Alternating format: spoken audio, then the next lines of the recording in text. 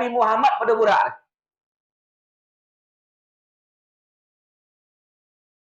Koncang nah sumber cahaya. Rasulullah itu sumber dari cahaya. Nurullah. Nur Muhammad. Segala kejadian alam bersumber daripada Nur Muhammad. Mana nan koncang nan duduk dari itu gak daripada nan duduk ini. Kenapa burak tadi koncang jalan no? Karena yang duduk sumber cahaya tu bona. Karena Muhammad tu bona yang duduk di situ. Tu dia koncang pun Bapak dan Ibu. Kalau kita duduk sudah koncang pun ini. Kamari poi. Cibola kita tiba buat. Ketika kita solat, kita yang duduk di atas nak puasa ke? Tak kamari poi tak? Itu contoh Bapak dan Ibu. Karena Rasulullah sumber cahaya tu bona yang duduk di atas burak tu. Maka kecepatannya secepat kilat. Sebab sumber cahaya tu bona yang duduk situ.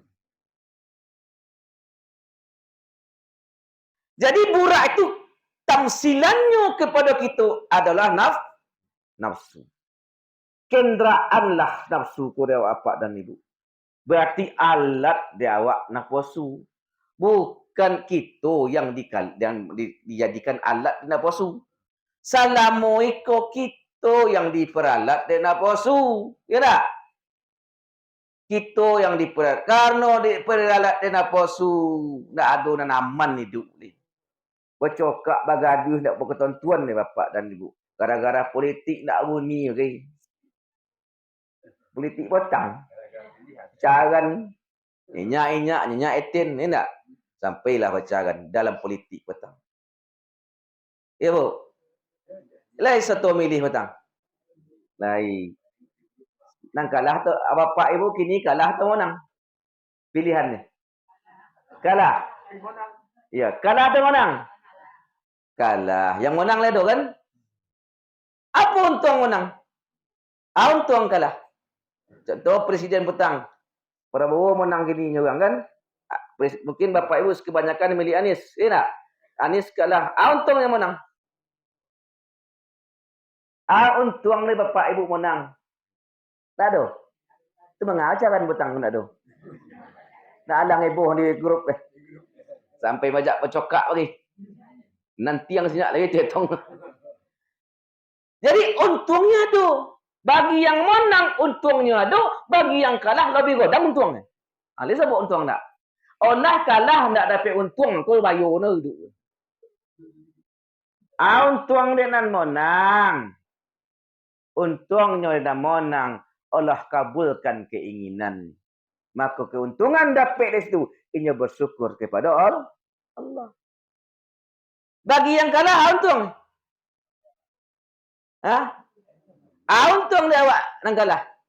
Nang jale kalah lah, rugi dah. Tapi keuntungannya godang balik itu. Dia sebut dia Bapak Ibu nak. Kenapa dia tak tampak? Karena terhijab. Karena mencolik leko je anak nampak labur ni. Tapi kalau mencolik dia ainul basirah. Dia mata kalbu. Kalah menang tak golak ni. Kalah dia buntuang, menang dia buntuang. Betul tongnya. Untung nang kalah. Tak tahu. Untungnya nang kalah sebenar sangat godang daripada orang menang. Bagi nang kalah. Sebab godang sebenar untung. Kalau nyo tahu je untung. Apa untungnya Bapak dan Ibu bagi yang kalah? Kita berkehendak keinginan awak untuk salon presiden ni. Keinginan awak. Mendoa ke Allah. Berkampanye ke orang. Bercaran ke orang. Supaya menang nanti awak. Nyatungkanlah. Untungnya tak lain dan tak bukan. Allah melatih kalbu awak. Tak diagih oleh Allah keinginan hati awak. Bawa tak ni mo? Di situ ukuran kalbu Bapak dan Ibu. Di sikulah Allah memandang kalbu Bapak dan Ibu. Dincolik kalbu paja, dingkalan, dak luruskan keinginan ni, dingkalan, banyak ti. Rusak tak ni? Ternyata tidak. Kalau lain tak, untung godang. Kenapa Allah bagi Bapak dan bagi kita yang kalah? Ternyata Allah sayang kawak. Kenapa Allah sayang kawak? Allah ingin menundukkan hati awak dan berkeinginan jua oleh itu maksudnya.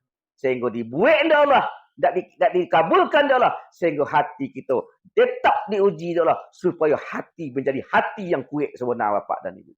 Jadi beruntunglah orang yang selalu diuji, malanglah orang yang tak dapat ujian. Itu tuang bapak dan ibu. Kembali kepada kalbu. Dalam mak je ni. Depan ni doa dia tiap malam. Tahajud lah. Istiqarah lah. Indak je lolos dia awak dia. Dulu Prabowo dia pilih. Kalah pula. Ini Anies ni kalah. Pergi kalah juga. Lontah ni. Kau itunya Akulah bayu bapak ibu. Jadi intinya ujian akhir zaman. Allah akan menguji kalbu. Nak menguji kehidupan Allah kini ni. Nak menguji nak makan kini ni. Menguji kalbu buat seorang-seorang bapak dan ibu. Jadi kalau seandainya kita memang adalah salah satu calon yang kita agung-agungkan. Ternyata kalah orang-orang yang tahu hatinya tak kabar. Kenapa? Ia tahu Allah sedang melatih hatinya. Melatih kalbunya. Supaya kalbunya jangan tapau juga ke calon. Gitu sebenarnya. Dia tapau hati ke calon. Cari-cari jugalah kesalahan menangnya. Kau salah ke? Kau gali ke? Habis tu je tong wah. Itu je lah grup bapak dan ibu. Kau salah, kau curang. Habis tu je wah. Andaknya mengaku. Itulah bapak dan ibu. Jadi bapak dan ibu kembali kita kepada poin satu bapak ibu. Jadi kenderaan kita adalah nafsu. Nafsu yang tenang itu adalah nafsu yang telah rindu kepada Rasul. Kalau tak ada kerinduan kepada Rasul, nafsu ku tak tenang. Jangan sampai rindu oleh bapak dan ibu. Boleh bapak ibu uji. Ketika hati tak lomak gelisah, datang gaduh tiba, nak bawa pokok gelisah lah. Bacalah selawat cik, aku nak tenang. Apalagi kalau selawat dengan kerinduan. Dengan mengenal yang diselawat tu bapak dan ibu. Jadi nafsu mutmainah tu tercapai. Kalaulah merindu kalbu kepada Rasul. Bari mutmainahnya, ialah tenang. Satu yang dirindukannya. Kalau dia awak banyak yang dirindukan, tu dia gelisah. Anak rindu, cucu rindu, laki rindu, bini rindu. Alah gelisah, banyak ambil. Tapi cukuplah satu yang kamu rindukan. Rasulullah SAW. Kebahagiaan tu datang ke bapak dan ibu. Apakah kita tak boleh rindukan anak lain? Tapi sekedarnya ajalah. Tapi berindulah kepada Rasulullah. Sebotul-botulnya menghabiskan kerinduan. Seperti cerita burak tu bapak dan ibu. Beribu tahun burak tu di surga bapak. Udah kembali kita ke kisah tu sebentar bapak dan ibu. Rasul Jibril pergi ke taman Burkun tu, kalau burak tu bapak dan ibu. Berjalan mencari burak-burak dan kari tunggang Rasulullah. Beribu burak bertobangan di taman surga tu. Bergembira, bersukacita. Burak tu dalam surga. Ragu Jibril, malah burak konan kali dipakai. Caugai sado. Rancak sado. Bakilik sado. Maka terjadilah suatu peristiwa yang mencengangkan. Tampaklah seekor burak yang menuang di sudut surga. Menuang di situ bululah romang. Kalau ibarat kita contohkan batu bululah meromang, tulanglah tercaga, matalah merah menangis taruhlah berbonda iko bapak menangis. Sehingga air mata burak tadi lah membuat lubuk di bawah kuah di bumi ku bapak dan ibu. Dek tangisan burak. Heran mencongangkan kejadian itu. Linu liau mencintai Allah menunjukkan kekuasaan kepada Jibril. Maka datanglah kepada Jibril menemui burak dan syekh yang tak pernah menggari seketik pun, duduk menangis saja. Nan lain bergembira. Kenapa yang lain bergembira? Inyo di surga. Tapi burak dan syekh kau tak surga dan dicintai. Siapa pemilik surga tu bona? Penyebab surga tu ada bona bapak. Kunci surga tu bona yang dirindukan dia budak. Nak lomak dia di surga dia kalau nak jadi Nabi Muhammad. Begitulah cerita kedua bapak dan ibu. Seperti Rasulullah tak semenang hati Rasulullah di surga kalau tidak bersama kekasihnya pada umat-umatnya bapak dan ibu. Datanglah Jibril ke situ. Wahai assalamualaikum ya burak. Waalaikumsalam Jibril. Apa khabar? Ambo heran mencoli engkau burak. Kawan-kawan engkau nan beribu bergembira di surga. Bersukacita makan kenikmatan surga. Bersukacita semua. Kenapa engkau tak menuang seorang diri? Apakah tak senang engkau di surga burak? Ternyata ada je orang tak sonang di surga sana. Itu mah burak. Kuruh di situ. Apa jawab burak, wahai Jibril? Ambo sonang di surga. Ikulah kenikmatan yang tiada tara. Tak pernah ada kenikmatan di tempat lain kecuali di surga aku, ya Jibril. Tiada nikmat yang setinggi itu. Tetapi kenapa engkau menangis? Kenapa engkau kuruh? Kenapa engkau menderita di surga ini, burak? Ambo rindu, Jibril. Rindu yang membuat ambo menderita di situ. Siapa yang engkau rindukan, burak? Nabi akhir zaman, Habibullah, kekasih Allah. Rasulullah sallallahu alaihi wasallam, Nabi Muhammad sallallahu alaihi wasallam, itu yang ambo rindukan, Jibril. Kenapa engkau rindu kepadanya?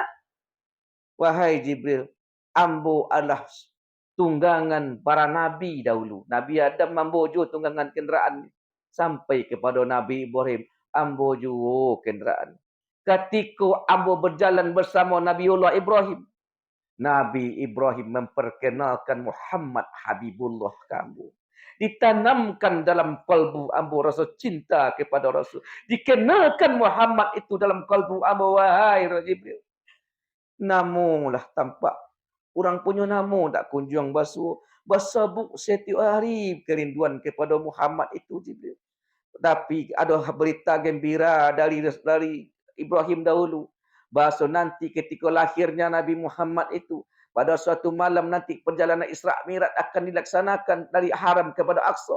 Ambo yang kan di punggung ambo ko yang dikadudui di Jibril, di Muhammad tu. Ambo rindu bona punggung ambo dikadudui ini. Olahkah lagi Muhammad tu kini Jibril. Itu yang marusu merindu dia ambo. Sehingga dia rindu. Lolok tak dapat makan, tak dapat nak mangam bodoh Jibril. Maka berkatalah Jibril ketika itu, wahai burak, maka engkaulah sesungguhnya yang mau cari pada malam ini. Barang kau cari yang mau Jibril, pada malam hari ini yang kau rindukan itu kekasih Allah. Junjungan alam rahmatan lil alamin itu. Pada malam kini melakukan perjalanan Isra Mi'raj yang seperti dikatakan oleh Ibrahim dahulu, wahai burak. Bersiaplah engkau. Mari kita temui orang yang kau rindukan itu. Mari kita temui orang yang kau cintai itu, wahai burak. Apa yang terjadi ketika itu mungkin Bapak dan Ibu, seandainya kita burak ketika itu bertemukan dengan yang kita rindu, yang terjadi. Ya kok sakit, hilang rasa sakit. Kok kantut, hilang rasa kantut. Kok ponik, hilang rasa ponik. Hujan lobek pun tak terasa dingin. Panih pun tak rasa angin. Bapak dia bergerak burak tu seketika dengan badan yang lemah. Kekuatan rindu tiba dari Rasulullah. Cahaya Muhammad masuk dalam kalbunya. Bertogak burak tadi Bapak dan Ibu. Bertogak dengan semangat. Togak itu bakilik bulu tobik cahaya nurullah. Anta samsun anta badrun. Engkaulah Muhammad cahaya di atas cahaya. Ibarat matahari, ibarat cahaya bulan. Asraqal badrun alaina. Telah terbit bulan purnama dalam kalbu burak tadi Bapak dan faktapat minhul budur. Cahaya yang lain dan padam Bapak. Bulu yang maromang bakilik. Kulit dan kuruh tadi bakilik. Tubuh dan yang kalimah la ilaha yang berdawat Nur Muhammad itu Bapak dan Ibu. Maka tobang burak tadi. Tumbuh kesemangat tobang burak tadi. Mancolik burak yang tobang dan seku itu. Burak yang tak seribu baribu cako. Tamonwang terfana. Mengherankan. Mancolik nan seorang tobang nan banyak untuk Bapak dan Ibu. Ikulah makna asraqal badrun alaina faktapat minhul buduri. Telah terbit bulan purnama dalam diri. Hiduplah Nur Muhammad dalam diri. Maka cahaya dunia baru padam Bapak. Mengangur burak nan banyak. Memandang kepada burak nan seku. Berselawatlah bersama Jibril. Selawat Jibril yang dibaca ketika itu. Yang kita baca cakap Bapak dan Ibu. Sallallahu ala Muhammad. Sallallahu alaihi wasallam. Sallallahu ala Muhammad. Sallallahu alaihi wasallam. asraqal badrun alaina فاقتفت منه البدور مثل حسنك ما رأينا خطايا وجه السرور يا نبي سلام عليك Ya Rasul, salam alaika. Ya Habibi, salam alaika. Salawatullah alaika. Asraqal badrun alaina. Telah terbit cahaya Nur Muhammad dalam diri kita. Faktafat minhul buduri. Barulah padam cahaya dunia, cahaya akhirat pun padam Bapak dan Ibu. Jangankan cahaya dunia, cahaya akhirat pun padam. Mislahus nikmaru aina, ketampanan Rasulullah, kegagahan Rasulullah tidak bisa dimisalkan Bapak dan Ibu. Kan menurut cerita Bapak dan Ibu yang paling tampan itu kan Yusuf. Tapi sesungguhnya yang paling gagah, yang paling tampan itu adalah Rasulullah Sallallahu Alaihi Wasallam. Kenapa? Yusuf pun bersumber dari Nur Muhammad. Kenapa ketampanan Rasulullah kok tak tampak di muka bumi? Karena disirkan oleh Allah. Disirkan. Kalau seandainya dikeluarkanlah sempurna ketampanan Rasulullah oleh Allah di muka bumi, tak menggari bumi ini. Diusulu ko tangan manusia. Tapi kalau keluarlah sesungguhnya ketampanan Rasulullah tu. Nak menggari dunia ni. Boku je kita oleh Bapak dan Ibu. Itu akibatnya. Jadi belum seberapa sebenar Nabi Yusuf tu. Kenapa? Buktinya setiap Nabi mulai daripada Nabi Adam sampai kepada Nabi Muhammad SAW berkeinginan untuk menjadi umat Rasulullah SAW. Menjadi anak buah Rasul. Kalau jadi anak buah itu di bawah nama Bapak Nabi Yusuf, Nabi Adam, semuanya ingin menjadi anak buah. Inilah rahasia kenapa ketika di Masjidil Aqsa itu Bapak dan Ibu diadakan solat Nabi, solat berjemaah. Imamnya Rasulullah SAW. Ini adalah doanya para Nabi terdahulu. Ingin menjadi umat Nabi Muhammad. Disitulah baiatnya sebenarnya. Ketikalah menjadi makmum di Masjidil Aqsa. Berarti ketika itu Allah telah mengabulkan doa para Nabi. Para Nabi yang lain adalah termasuk umatnya Rasulullah SAW. Itu pandangan hakikatnya Bapak dan Ibu. Itu doa Nabi saja model itu. 124 ribu. Ingin menjadi umat Nabi Muhammad. Sedangkan makam belah para Nabi. Ingin menjadi umat Nabi Muhammad. Beruntunglah kita boleh hidup di akhir zaman. Menjadi umat Nabi Muhammad. Untung godangko jangan sampai kita sio-siokan Bapak Ibu. Raih keuntungan itu. Apa peraihnya? Jadikan berusahalah untuk diakui oleh Rasulullah sebagai umatnya. Jadi burak tadi Bapak dan Ibu lah tobang bergembira. Setiap kayuk mengopak, setiap sayuk mengopak, semakin keluar cahaya itu Bapak dan Ibu. Sehingga padam cahaya-cahaya sorga ketika itu. Padam cahaya burak yang lain.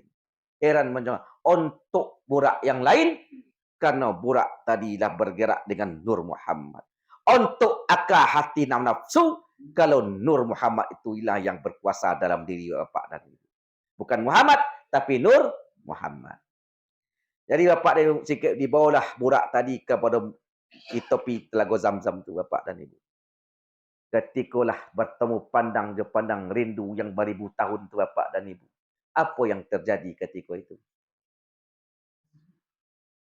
Boku aja. Ini yang pandang memandang. Terjadilah tan pandang memandang. Iko nan selama nan rindukan. Menyaksikan yang dirindu. Sehingga telah tamanung pandang memandang. Maka ketika itu Bapak Ibu Jibril menyapu burak. Wahai burak, itulah yang kau rindukan. Itulah sosok yang kau rindukan. Rasulullah SAW rahmatan lil alamin. Merunduklah engkau wahai burak. Suruh burak merunduk. Tidak, Jibril. Tidak kamu merunduk dan Jibril. Tubongi bilah Jibril. Wahai burak, engkau mengaku rindu kepada Muhammad.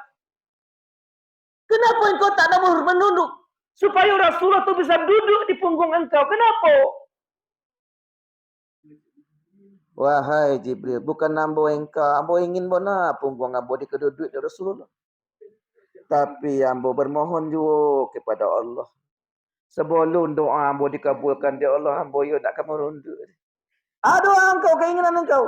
Nyata di dunia ku, wahai Jibril. Ambo yang menjadi kenderaan Rasulullah.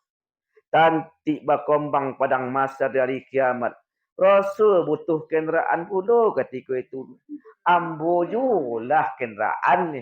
Itu yang menyonang di hati ambo. Maka apa jawapan Jibril itu? Wahai Rasulullah, itu keinginan burak. Kira-kira Rasul. Wahai Jibril, apabila seorang hamba burak kau nyatu jamu di dunia, maka di akhirat jambu puluh nanti, kata Rasul. Apa makna terkandung sebab dia? Kalau kita bersama Rasul di siko gini di dunia, nanti di akhirat bersama Rasul. Karena kita secara zahiriah bukan bersama Rasul, maka hakikatnya bersama apabila kita bersama pewaris Rasul. Al ulama warisatul anbiya. Kalau kita bersama pewaris-pewarisnya, berarti kita bersama Rasul di muka bumi. Insya Allah nanti kita bersama Rasul nanti di yaumil akhirat. Itu maksud bapak dan ibu. Itu kata Rasul. Apabila dengato di dunia ko kenderaan ambo si burak aku nanti dia kira jambu juga di situ. Apa makna? Apabila kita betul-betul kepada Muhammad di dunia kini bapak, nanti kita pun bersama Muhammad nanti di akhirat. Di kuburan, di padang mahsyar, sampai ke surga bersama Rasulullah SAW. Karena kita nak bertemu dengan Rasul, maka kita bertemu dengan pewaris-pewaris Rasul yang menyambung kepada Rasulullah SAW. Dibaca silsilah bapak dan ibu. Si Muhammad Nur berguru kepada si Muhammad Nuruddin, kepada Muhammad Ais Sultani, kepada Muhammad Zahid, kepada Muhammad Yasin, kepada Muhammad Jamil, kemudian kepada Tohir, kemudian Ismail, kepada Afandi di Mekah, sampai silsilahnya kepada Baharudin Naqsabandi, sampai ke Abu Yazid Al-Bustami, sampai kepada Rasulullah sallallahu alaihi wasallam. Aku yang bakal suruh bapak dan ibu. Silsilah tu. Jadi berguntunglah orang-orang kita bapak dan ibu. Walaupun kita tak mendapat ilmu, walaupun kita tak mendapatkan rasul, inti utama berguru adalah diakui kita ada guru murid. Itu maksudnya. Pengakuan itu yang perlu bapak. Walaupun kita pandai segala macam, walaupun kita khalifah pentawajih orang, walaupun kita pandai berdakwah, tapi tak diakui dia guru. Aku bedo bapak dan ibu. Karam bedo nama. Dialah wak bongak tak tentu poin dak cik sembayang sama je guru. Sikit tahu sama je. Tapi kita diakui dia murid. Cukup. Lebih baik itu daripada nang godang otak dia ingat bapak dan ibu. Godang otak dah lebih, tapi tak diakui dia guru murid. Buang-buang bapak dan ibu. Tak selamat dia hidup. Mungkin dalam pandangan umat dia lah gagah dia. Tapi dalam pandangan Allah tak ada tidak kalau tak diakui dia guru murid. Jadi bapak dan batallah cinta seorang kepada Rasul kalau dia tak cinta kepada guru. Batallah rindu seorang kepada Rasul kalau dia tak rindu kepada Rasul, kepada para pewarisnya, pada para gurunya bapak dan ibu. Jadi kehadiran bapak ibu kekal syariatnya, cinta kepada syariatnya adalah rindu kepada guru, tapi hakikatnya kita rindu kepada Rasulullah sallallahu alaihi wasallam. Semoga bapak dan ibu kita bersama-sama adalah orang-orang yang dirindukan, yang dicintai oleh Rasulullah sallallahu alaihi wasallam. Jadi bapak dan ibu, pada malam hari kenderaannya adalah burak. Apa burak itu adalah? Nafsu. Nafsu apa? Nafsul mutmainnah. Itu yang bisa kita bawa untuk berhadap kepada Allah. Tapi selama itu kita bersama-sama, buih ambo yang berasakan masih amarah, masih lawamah, masih mulhimah. Itu juga kenderaan Allah kamari belantaknya. Lah kamari badoknya bapak dan ibu. Itu dak kita bapak dan ibu. Mungkin terlebih ambo yang menyampaikan bapak dan ibu. Itu yang kita rasakan. Jadi berusaha kita semaksimal mungkin bapak ibu menundukkan hati nafsu tadi, amarah tadi. Bukan amarah itu bukan marah berarti. Amar. Apa itu amar? Perintah. Nafsu yang suka memerintah. Ego ke yang merasa hebat, yang merasa gagah, yang merasa kuat, yang merasa santiang. Itu yang ada dalam dia. Itu amarah namanya. Jadi tundukkan itu bapak dan ibu. Jangan ada je kita marah so gagah. Kondak deden segala macam. Itu yang dikatakan amarah. Amarah tu bukan artinya pembohongi. Nah, itu dia bapak dan ibu. Amar. Kata dasarnya amar adalah perintah. Yang suku memerintah. Mengajo sifat. Manden tu maksudnya. Ada sifat itu? Iyo, ada dalam diri. Pasti ada. Tak indah. Itu yang harus kita tundukkan. Itu yang harus kita kendalikan. Itu yang. Kemudian dia amarah tadi. Kalau orang yang sifatnya nafsu amarah, tak ada nak elok orang dia. Pilihan orang tak elok dia. Ada orang milih Prabowo, tak elok Prabowo dia. Ada orang milih Anies, tak elok Anies dia. Itu amarah orang ni bapak dan ibu. Jadi amarah tadi, inyo aja nak benar. Inyo aja nak gagah. Setelah amarah, ada mau ni? Lawamah. Itu lawamah. Mopik. Diri yang suku mopik. Mopik orang ni kau tu. Cacik orang ni kau tu. Mopik pakai panjang. Lawamah. Mopik. Ada waktu itu. Tapi lawamah tu ujungnya kau mulhimah. Orang yang lawamah tadi ujungnya mulhimah. Apa itu mulhimah? Lah mopik je. Tapi lah mengupik diri. Lah menyalahi diri. Aku bapak dan ibu. Yang mulhimah tadi, lawamah ujungnya, pertamanya mau pek orang ni kau tu, menyalah-nyalah orang. Akhirnya di ujungnya kalau betul, kalau boleh mencari ilmu, maka muncul mulhimah. Apa mulhimah? Mau pek diri, mencari kesalahan diri, mencari kebaikan di orang lain. Akhirnya dari itu bapak ibu lah nyata mengaku tampaklah di mulhimah tadi tubuh ilham pada diri, mencari mengupik-upik diri. Akhirnya sadar diri, barulah muncul mutmainnah. Kalaulah mutmainnah masih Allah zaman ni, masih goyang jo.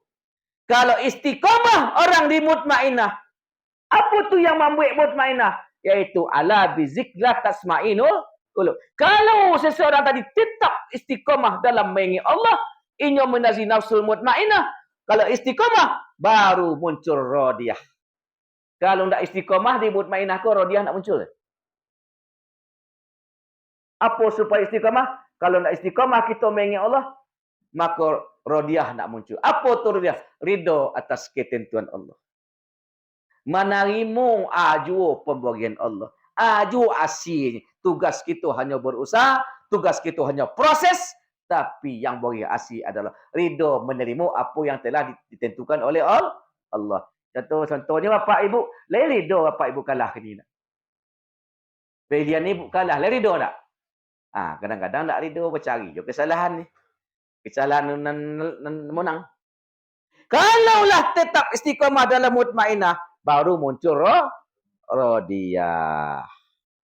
Apa tu radiyah? Menerima atas ketentuan Allah. Baru pas doa, raditu billahi rabba. Ambo ridho ya Allah, ajunan kau berikan kepada ambo. Macam itulah. Baru pas doa tu bapak dan ibu.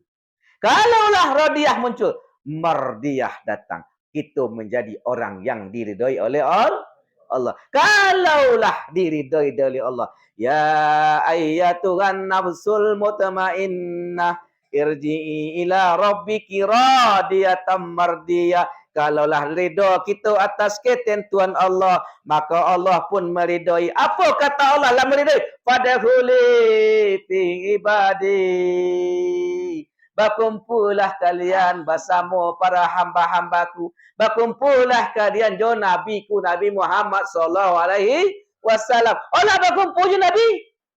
Allah. Kalaulah bersabak je Nabi, pada huli fi jannati, baru ke surga. Kalau nak bersobok je Nabi nak ke surga, bapak dan ibu. Kau sopek nak ke surga. Mulai dulu prosesnya. Jadikan kita nafsul mutmainnah lo. Tu ridho kita dulu. Tu diridhoi oleh Allah. Lah ridho oleh Allah. Apa kumpul kita je para nabi dulu. Lah kumpul je para nabi, baru ke surga.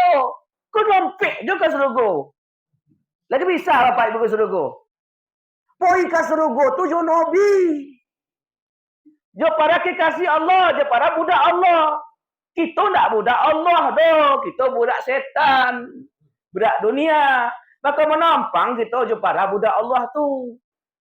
Supaya bisa kita dapat tumpangan, jadikan diri mutmainnah. Jadi kalaulah mutmainnah, kita bisa menumpang di Rasulullah. Kalau indak Bapak dan Ibu. Assalamualaikum warahmatullahi wabarakatuh.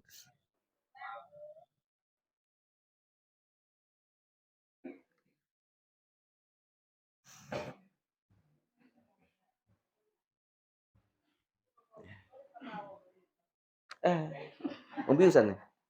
Ini.